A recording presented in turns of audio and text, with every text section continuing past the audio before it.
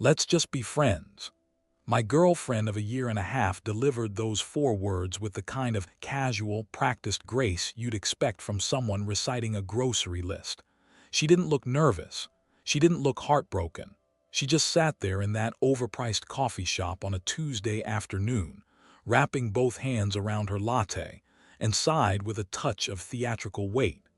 She told me I was really important to her, but that the romantic spark had simply fizzled out. She expected me to crumble. She expected me to beg for a break or a chance to work on things. She expected the typical emotional labor that I had been providing for 18 months to continue under a new, less demanding label. Instead, I looked her right in the eyes, felt a strange, cooling sensation of absolute clarity wash over me, and replied, "Perfect." That one word, perfect, actually made her blink.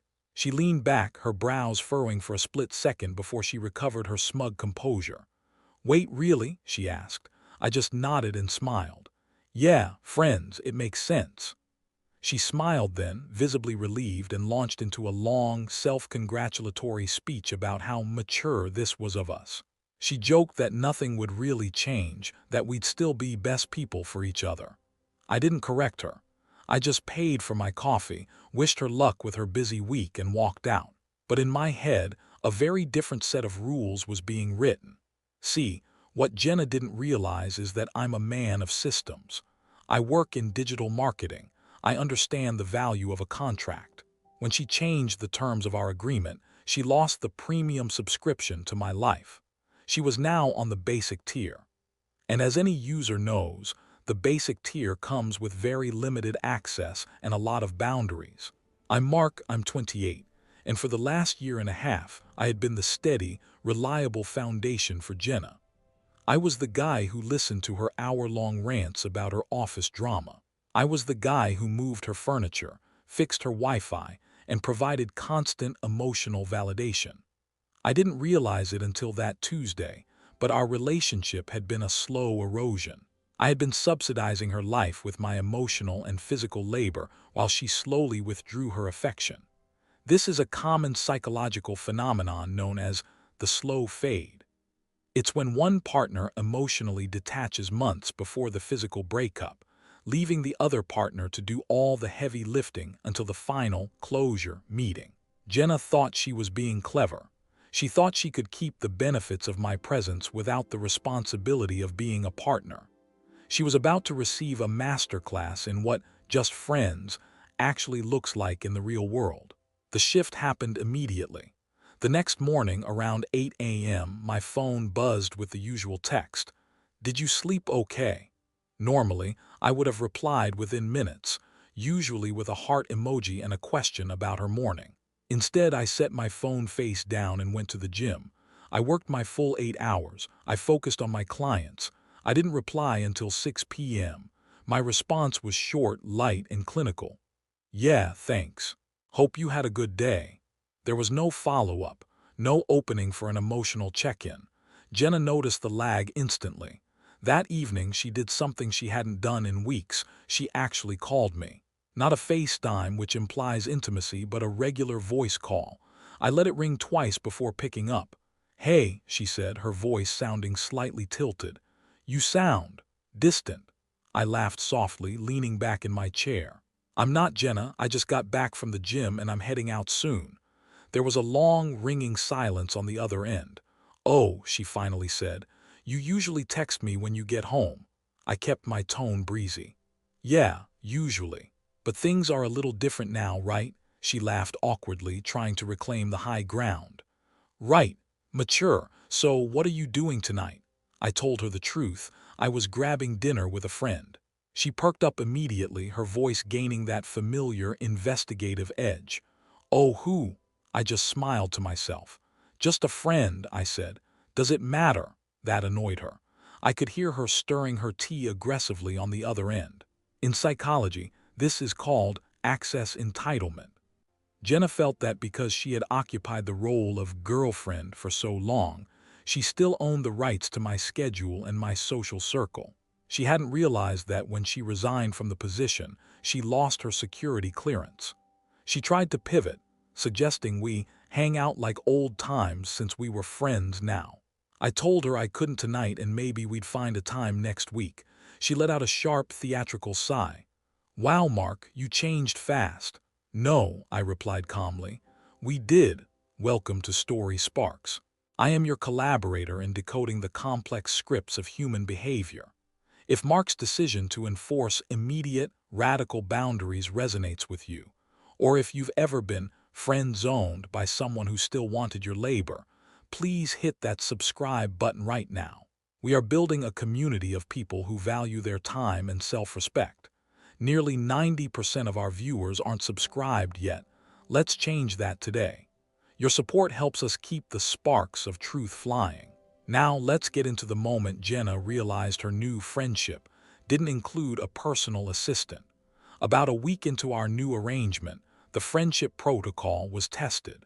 Jenna texted me late on a Thursday night.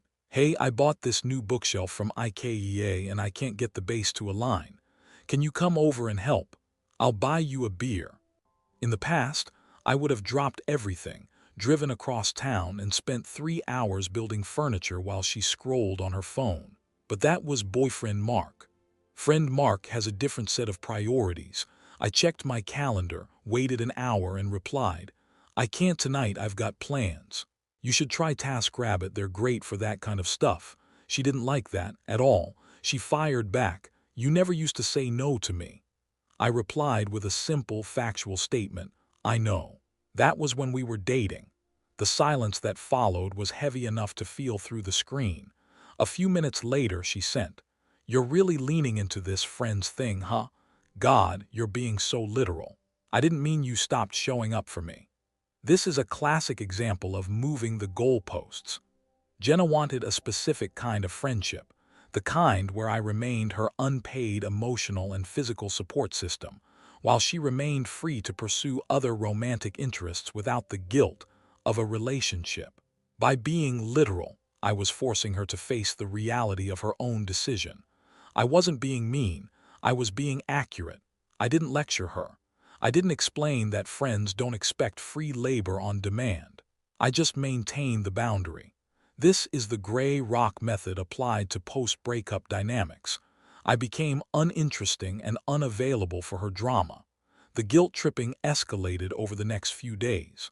She started posting vague book stories on Instagram, pictures of old spots we used to visit with captions like, Some people only care when they need something, or missing the days when loyalty meant something. I watched them, put my phone down, and went to work. I knew exactly what she was doing. She was trying to provoke a reaction, any reaction, to prove she still had a string to pull. When I didn't bite, she switched strategies. Suddenly, the mean Jenna disappeared and the sweet Jenna returned. She started sending random compliments. You've been looking really good in your recent posts, followed by a winky face. I replied with a thumbs-up emoji. That was it. No thanks, you too. No, I miss your face. Just a digital acknowledge and move on. That thumbs-up emoji was the final straw for her. That evening she asked to meet for a drink, just like old times as friends. I agreed, but on my terms. A public bar near my office, 1 drink and a firm 60-minute time limit. She showed up dressed like she was going on a high-stakes first date. She had the intentional hair, the perfume that she knew I liked, and an outfit designed for maximum attention. Within 5 minutes, she was stirring her drink aggressively and complaining about how distant I had become. I feel like you're punishing me for being honest about my feelings, she said. I looked at her entirely unbothered and said, I'm not punishing you, Jenna. I'm treating you like a friend. My friends don't expect emotional priority or constant availability. We're doing great, aren't we? Her jaw tightened. So you're just waiting to replace me, I shrugged. I'm just living my life. That was the moment she leaned back and whispered, I didn't think you'd move on this fast. I didn't bother correcting her. I hadn't moved on in the way she thought. I had simply moved out of the cage she'd built for me. I realized then that she didn't want me. She wanted the option of me. She wanted me to stay in the limbo zone while she figured out if the grass was greener elsewhere. But the limbo zone is a high-rent district, and I was no longer paying the bills. Then, the coworker complication entered the picture. I didn't plan it. It wasn't some grand revenge plot. It was a beautiful, chaotic accident of geography. There's a tech company called Axiom about 3 blocks from my firm. I'd seen a woman in the elevator several times, tall, with a sharp, intelligent gaze and a laugh that actually felt genuine. Her name was Lily. We had exchanged the usual elevator pleasantries for months, but never anything more. Until the Friday after my friendship drink with Jenna. I was at a casual happy hour with a few coworkers when Lily walked in with her team. We ended up at the same long wooden table. Lily was a breath of fresh air. She was in marketing just like me, but she had a secure attachment style that was immediately evident. She didn't play games. She didn't look at her phone while I was talking. She actually listened to my answers.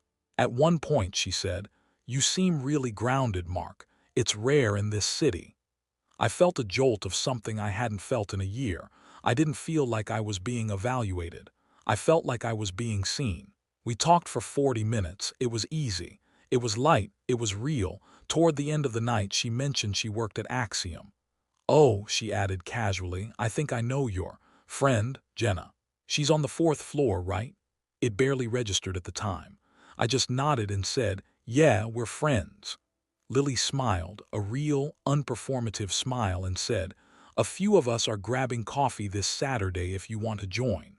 "No pressure." I said yes. I didn't text Jenna to tell her. I didn't post it to spite her. I just went. On Saturday, someone in the group posted a photo of all of us with our coffee cups, and they tagged me and Lily. An hour later, my phone exploded. It was a text from Jenna. "Is that Lily from my office? Since when are you guys friends?" I stared at the screen and realized that the "just friends" bomb she'd thrown at me had finally circled back to her. I replied with her own logic. "Yeah, we're friends, just grabbing coffee. Hope your weekend is going well." Jenna didn't reply for 3 hours. When she finally did, the mask was gone. "Wow, Mark, that was fast. I didn't mean you should go after people I have to see every single day. That's actually kind of low." I set the phone down. I didn't feel guilty. I felt free. I had followed her rules to the letter. She wanted us to be friends. Friends meet new people. Friends date. And sometimes, friends date people who happen to work on the 4th floor. The bitchiness stopped being subtle after that. Jenna started sending me paragraphs of text, accusing me of disrespecting our history. She claimed Lily had a reputation for being a flirt, a classic move called character assassination, used by insecure exes to devalue the new partner. I didn't defend Lily and I didn't attack Jenna. I just kept my responses even. "I don't see the issue, Jenna. Friends don't get veto power over each other's dating lives. If you're uncomfortable, that's something you should probably talk to your therapist about." That message set her off. She left me on read for 48 hours. But while she was stewing in her own lost control, Lily and I were actually building something. The contrast was staggering. With Lily, there were no tests. No, "if you really loved me, you'd do X." When I told her I was busy with a project, she'd say, "Go kill it. Text me when you're done." She didn't take my productivity as a personal insult. The real explosion happened 2 weeks later. Lily and I had made it official, or as official as 3 weeks of great dates can be.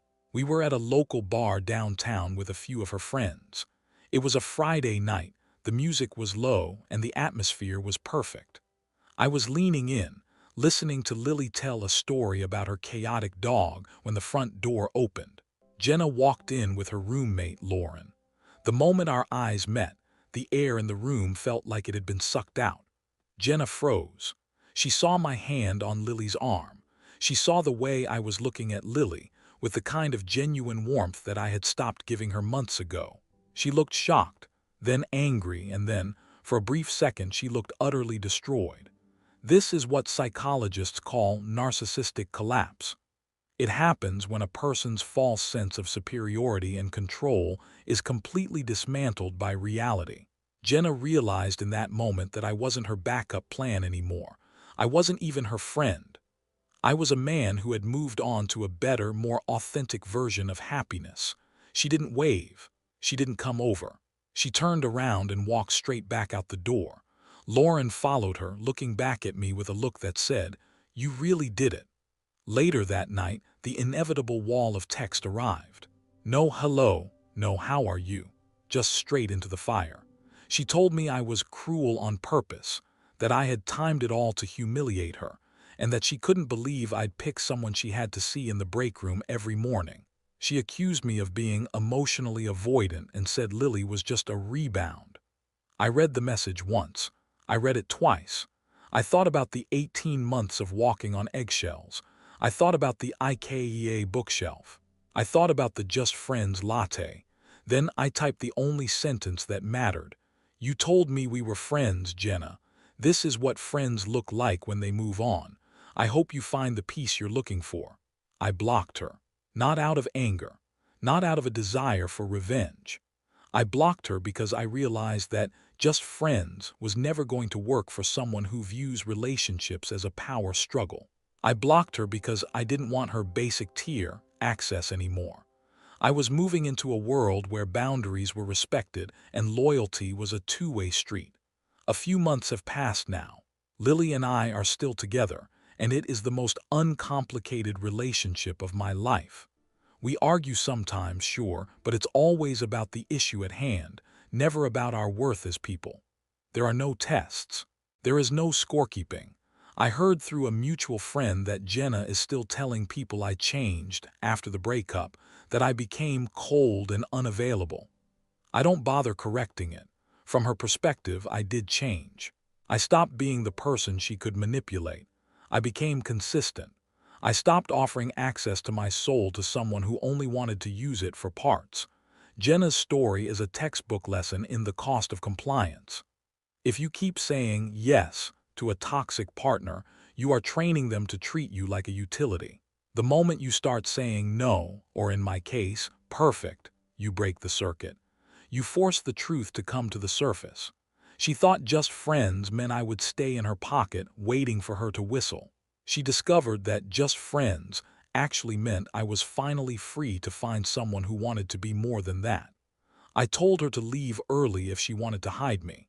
So I left her life entirely, and I never looked back. The story sparks deep dive.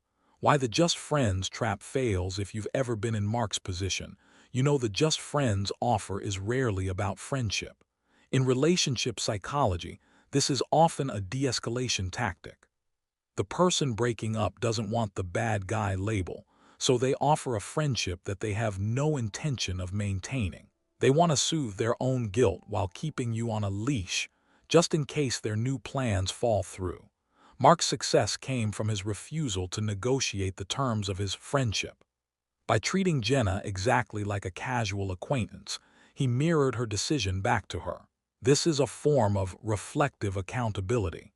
If she didn't like the way he treated his friends, then she had to admit that she didn't actually want a friendship.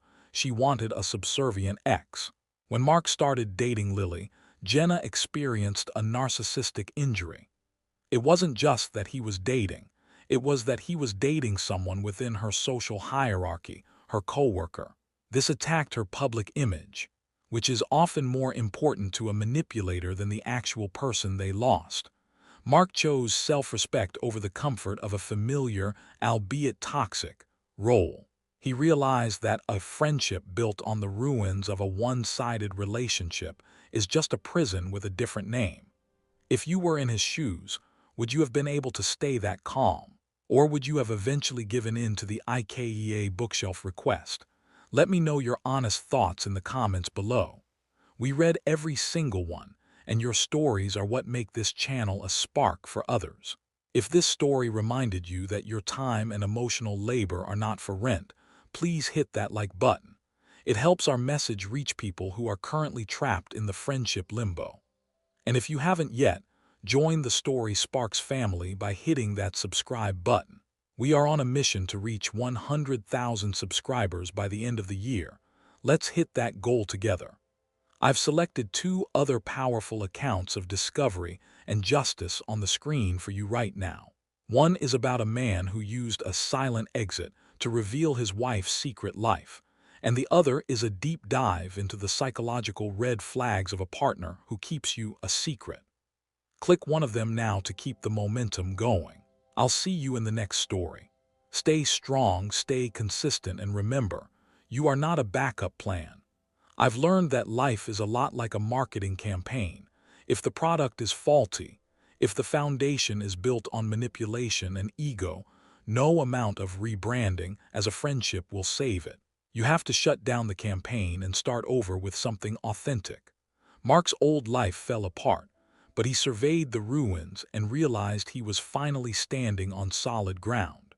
He's building something new now with Lily, and for the first time, he doesn't have to check the data to see if he's loved. He just knows. If you're feeling like a footnote in someone else's story, remember Mark. Remember that you have the power to close the book and start a new chapter. You have the power to set boundaries that protect your heart. We are here for you every step of the way. Share your story in the comments. Let us know how you reclaimed your time and your worth. Your words could be the exact spark that someone else needs to find their way out of the dark. Check out the links in the description for more resources on navigating difficult breakups and establishing healthy boundaries. We believe in empowering our community with knowledge. One last time, if you haven't subscribed, click that button. Join the Story Sparks family. Let's make sure the truth gets told. I'll see you in the next video. Stay vigilant.